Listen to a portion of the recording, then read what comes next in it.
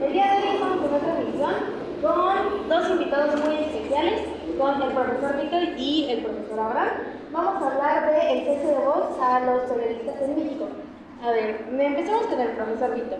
Dígame, ¿usted cómo ve desde su perspectiva que aplican esta censura a los periodistas en México? Ay, no, Víctor. No, es que esto no tiene nada que ver. No, ya, yo empiezo. Bueno. ¿Qué? En los bloopers te queda. No.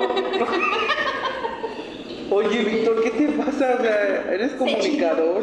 Ya lo sé, pero es que de pronto te vi. Ya vas a decir que me ría yo, no manches. Ya. Ok, 3, 2, 1. Adelante.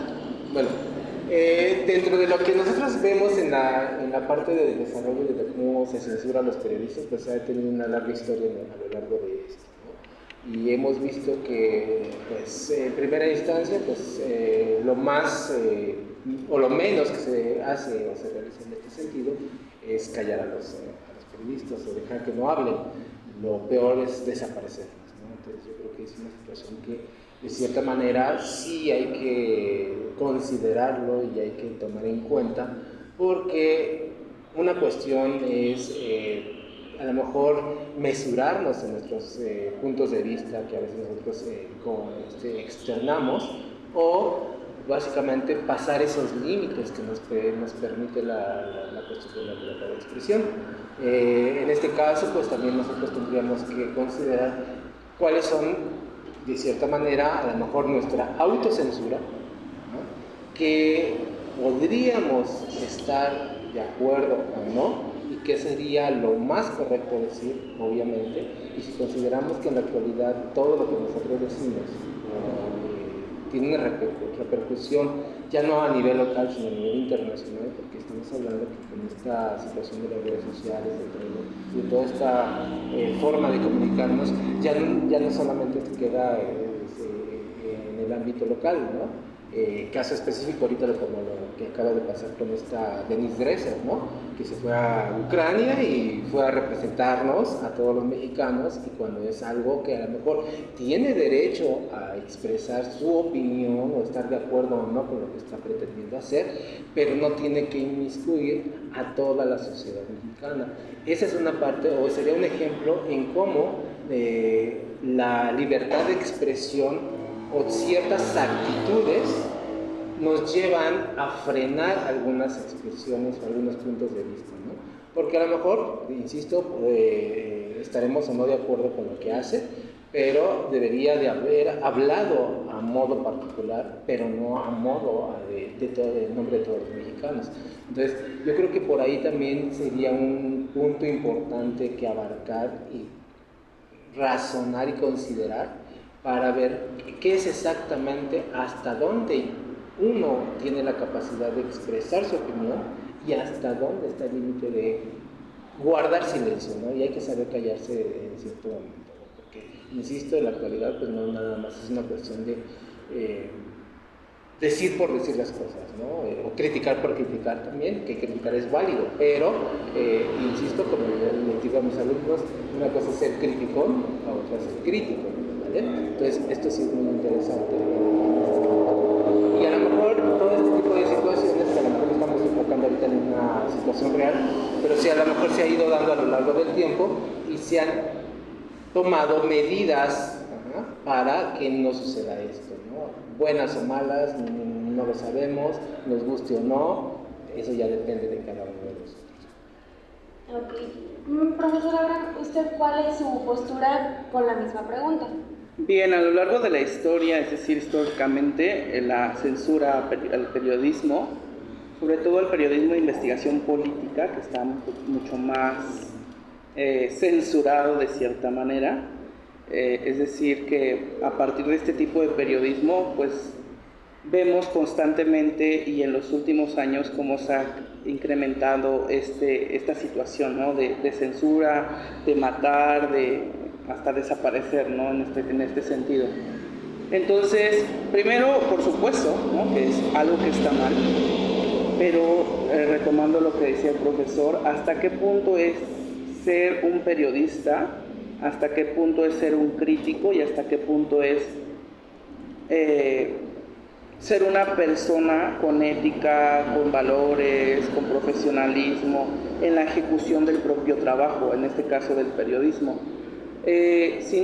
Podemos partir, por ejemplo, y uno de los grandes casos del periodismo político y de investigación fue el caso Watergate, y que fue el primer caso de investigación en la historia, ¿no? Que pues obviamente estos periodistas minuciosamente fueron construyendo, ¿no?, la historia para poderla publicar, y que se evidenció, ¿no?, lo que estaba haciendo en este caso el presidente estadounidense. Pero en ese caso pues no hubo una censura como tal, no hubo una limitante a los propios periodistas para poder evidenciar que era el trabajo de ellos, ¿no?, evidenciar lo que estaba mal. Sin embargo, pues, seguimos avanzando en estos años, en este último siglo, por llamarlo así, que el periodismo se ha visto afectado, por la excesiva libertad de expresión y justamente por la represión. La represión bien podemos saber que puede venir desde lo político hasta, por ejemplo, lo social, como el narcotráfico y toda esta situación, ¿no? Entonces, yo pienso que estamos en un momento crítico en la historia en el que pues, el periodismo ha sido tan bombardeado, tan silenciado, justamente desde las trincheras, desde un gobierno hasta pues, el narcotráfico, por ejemplo, ¿no?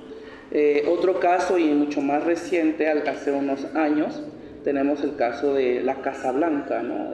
Cuando está Carmen Aristegui y su equipo de periodistas, porque no nomás fue ella, fue un equipo, que consiguen pues tener todas estas evidencias de una casa, ¿no?, de billones de dólares, y que de un momento a otro se la tuviera, ¿no?, se la adjudicaran a la primera dama de aquel entonces, o la que iba a ser la primera dama de aquel entonces. Entonces, como se evidenció algo tan claro, tan evidente, tan político, pues vimos una vez más, ¿no?, el poder que tiene la política y que ejerce en contra del periodismo. Entonces ahí se limita esta libertad de expresión, ¿no? Siempre y cuando pues, los periodistas no pierdan esta misión que se tiene del periodismo, que es poder expresar algo que está mal, algo que tiene que ser denunciado, ¿no? Entonces, por último, pues me gustaría agregar que si nos ponemos a revisar el contexto actual, pues estamos dándonos cuenta que el periodismo de investigación, ese periodismo que a veces es tan censurado, pues está justamente, ¿no?, se está desvaneciendo, se está eliminando de la propia sociedad. Desafortunadamente ahora el periodismo se ha convertido en un periodismo crítico, pero no de crítico en el sentido del análisis, sino crítico por simplemente echarle tierra o afectar a un tercero, ¿no? Ahora vemos muy comúnmente las filtraciones, ¿no?, de documentos, el último, el famoso Guacamayas, que nos vulnera como una sociedad completa, ya no como mexicanos, ¿no?, sino me refiero a que es todo un país, que nos damos cuenta que a partir de las filtraciones y los medios de comunicación hacen uso de esta información y la difunden, pues no saben hasta qué punto pueden ser corrompidos estos valores, estas desinformaciones que podamos llegar a conocer. Entonces, sí hay que limitarnos, ¿no? Sí hay que ver en qué momento hablar, en qué momento decir, cómo decirlo, para justamente no perder esa línea y ese objetivo del propio objetivo del periodismo, que es informar algo que está mal. Ok, otra pregunta. Tomando el comentario de las guacamayas y enlazándolo con lo de Wikileaks. Wikileaks se supone que inició como una página donde los periodistas podían ejercer la libertad de prensa, libertad de expresión, pero después se estuvo pues como diciendo que era más esta parte de las filtraciones o era más conspirativo. Ahí, ¿cuál es la línea divisora entre el periodismo de investigación y las filtraciones que ponen en riesgo a nosotros como sociedad? Sí, en efecto, justo lo acababa de mencionar. Las filtraciones, en este caso, el último caso que se dio, que fueron millones de terabytes en información, y lo peor aún, que no nos damos cuenta como quizá periodistas o como asociaciones, que esta información es tan vulnerable que, por ejemplo, le damos a entender al mundo que cualquier persona, un hacker, ¿no? Cualquiera, por llamarlo de esta manera, puede introducirse en los sistemas, en este caso sistemas computacionales o sistemas de una sociedad, ¿no? Entonces, en este caso, por ejemplo, el de Guacamayas fue infiltrarse para extraer la información de la Sedena, ¿no? Entonces, vulnera, por supuesto, a un Estado, ¿no? En este caso, a las fuerzas milicianas que tienen información, por supuesto, tan importante como la propia defensa de un país, ¿no? Imagínense que viniera una guerra, ¿no? Y como a México ya se le supieron infiltrar en sus redes más íntimas, por llamarlo así, de lo que es la Sedena, entonces quiere decir que cualquier otra persona puede llegar y meterse y extraer sin importar nada a cambio. Lo dejan pasar como si no tuviera relevancia, como si no fuera una situación de peligro, ¿no? Es como decir, robaron mi identidad. Y ahora, ¿qué van a hacer con esa identidad? Pues difundirla. Entonces, es esa, justamente para terminar, es esa línea en hasta qué momento, hasta qué punto podemos llegar como medios, ¿no?, de comunicación a difundir o no la información. Y eso te tiene que analizar. Desafortunadamente ahora las líneas editoriales lo hacen por dinero, por los famosos views, reproducciones, y pues hasta ahí. La misma pregunta para usted, profesor. Ok, mira, yo con respecto a un poquito retomando lo que dice el maestro, también hay que considerarlo, ¿no? Hay que hacer un poco la diferencia entre qué es lo que, saber qué es el periodismo y qué es literalmente, y hay que decir con esta palabra, fregar al otro. Porque no sabemos, si tú como periodista quieres informar, vas a actuar de manera ética y con responsabilidad, porque hay información que no se tiene que sacar. En ese sentido. Ahora, con respecto a esta infiltración de estos documentos, tendríamos que preguntarnos, en realidad, ¿quién fue que ordenó esa filtración? Si fue un periodista, por decirlo así, ¿no?, a lo mejor investigando y se le zafó y se le fue de las manos, es una cosa. Pero si alguien lo ordenó y avienta la información para que cualquiera lo retome, entonces ya no es una cuestión de informar, sino de estar viendo a ver quién perjudica a quién, ¿no? Y ese es como que un punto muy peligroso, porque como bien lo dijo el maestro, nos quedamos vulnerables ante todo, ¿no? Es decir, ya saben mi talón de Aquiles, por dónde nos pueden llegar, ¿no?, en este caso. Entonces, si yo como periodista responsable y ético me conduzco de esa manera, pues a lo mejor vamos a poner sí hackeo ciertas cosas y a lo mejor saco información que yo considero que tengo que publicar, exactamente, pero de eso de dejarlo al aire libre y que el viento se la lleve, pues es otra cosa, ¿no? Entonces, también aquí en este sentido tendríamos que analizar en realidad quién está de todo esto, ¿no? Porque pues sí, a lo mejor nos daremos cuenta que los sistemas son vulnerables, pero en realidad ¿con qué fin? Porque pues no fue una de la noche a la mañana. Entonces, y qué casualidad, también hay que tomar en cuenta que este tipo de filtraciones se dan en un momento y tiempo específico, ¿no? Entonces, no es casualidad que a lo mejor esté una persona en el poder y salga cuestiones de eso, ¿no? Entonces, hay algo, ¿no? ¿Quién está detrás de todo eso, ¿no? Y a lo mejor también vuelvo a la parte de conducirse con ética, ¿no? A lo mejor alguien lo manda y se lo manda al periodista, y el periodista, como dijo el profesor, por cuestión monetaria, por las vistas o lo que sea, lo saca y pues está ganando, y bueno, cada quien tiene la libertad de hacer eso, pero éticamente vamos a ver qué es en realidad lo que tengo que dar a conocer y qué es lo que no tendría que dar a conocer, ¿no?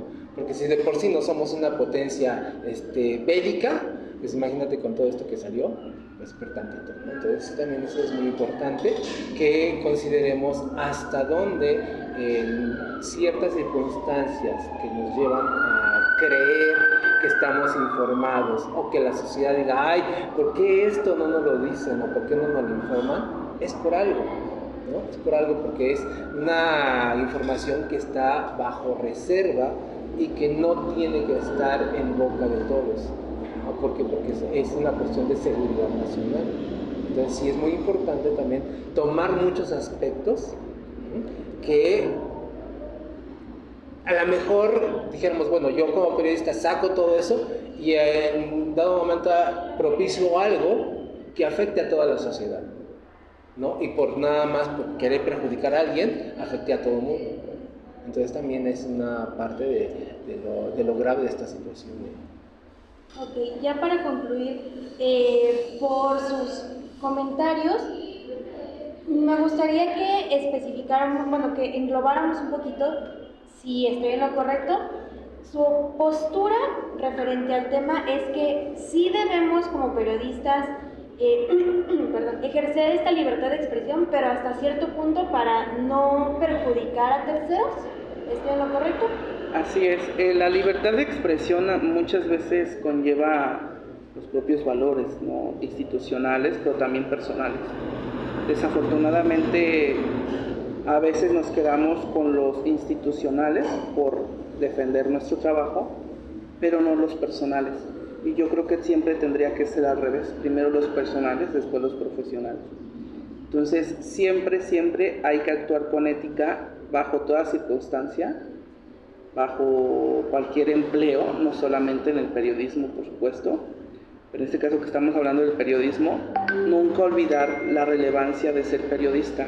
Un periodista se hace, ¿no?, para poder expresar y denunciar o evidenciar alguna situación problemática. Claro que también situaciones pues padres, ¿no?, o buenas que pueden pasar en nuestra sociedad, pero el periodismo siempre va a llevar esta línea de poder evidenciar y de dar a conocer lo que esté mal. Entonces, nunca perder esa parte de la ética, porque se llega a corromper, es tan delgada esa línea que la llegamos a cortar nosotros mismos por nuestros propios valores, ¿no? Y defendiendo nuestro trabajo, pero que no debería de ser así. Estoy totalmente de acuerdo en esta situación. Yo creo que todos tendríamos que actuar de manera correcta y con ética y responsabilidad sobre todo, porque retomando un poquito lo que hace un momento comentaba, era principalmente, imagínate que la información personal de tu casa y tu familia saliera a la luz y todo el mundo lo tuviera así a la vista, pues obviamente te está vulnerando, ¿no? Y hay cosas que dices, bueno, es lo que yo quiero mostrar, y otra cosa es que todos sepan, ¿no? Entonces, esto es lo mismo que dice el profesor. Hay que conducirnos siempre desde lo que, básicamente, si premia lo personal y lo ético en mí, premiará en todo el ámbito en que me desarrolle, ¿no? Y también hay que saber diferenciar qué sí y qué no es viable de publicar, ¿no? Y no precisamente... ¿Y de qué forma, sobre todo? Exactamente, y aparte también hay que quitarnos porque recientemente, y hay que decirlo con sus propias palabras, en la actualidad ya esta parte, todos somos mercenarios, pero unos más que otros, ¿no? Y entonces por la cuestión de ganar más, de obtener más riqueza, lo que ustedes quieran, pues prácticamente se venden al mejor postor y no les importa lo de los demás. Insisto, yo tendré, por decirlo así, yo tendré departamentos, tierras o lo que sea, pero ¿qué pasa con la sociedad? ¿Cómo fue afectada por lo que yo hice? ¿No? Y a mí en lo particular, pues a mí que me importa la sociedad si yo tengo casa o tengo un búnker, ¿no? Cuando en realidad a lo mejor mi información desata un conflicto bélico, ¿ah? Y yo en mi búnker pues no me va a pasar nada, pero ¿qué pasa con la sociedad común? ¿No? Entonces eso sí hay que estar siempre conscientes también en ese sentido de lo que nosotros estamos por publicar, ¿no? No es que no es que nos censuremos, pero sí hay que mesurarnos en lo que publiquemos, en lo que o pretendemos que los demás conozcan. Y eso sí. Perfecto. Bueno, les agradezco a los dos su tiempo, que nos hayan regalado un poquito de su conocimiento, de su tiempo. Y pues síganos de todas formas en las próximas transmisiones. Vamos a seguir publicando contenido como este, muchísimo más interesante. Hasta la próxima.